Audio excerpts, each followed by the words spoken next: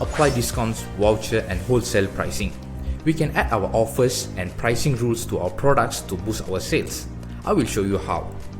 Now, if you would like to add a discount, voucher and wholesale pricing, firstly, we need to add the products. And upon adding the products, we can see the price we set for one quantity is 250 ringgit. So if you want to have the enabled wholesale pricing, we need to match the quantity that we have set. So for example now, for one product is 250 ringgit. But then if 15 products, it's 235. But then if 20 products, it's 230. So we can apply discount value by keying the amount as well.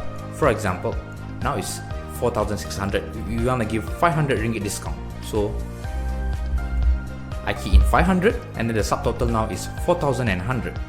And upon keying all the details, I just have to update. If you want to add a voucher, you should click here. And if you want to add a remark sales, you should add here.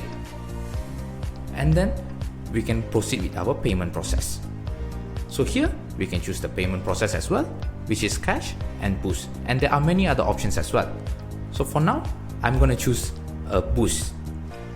So it will complete the payment and we can print the receipt according to the new sales price and the wholesale price that we have set and then the discount we have set.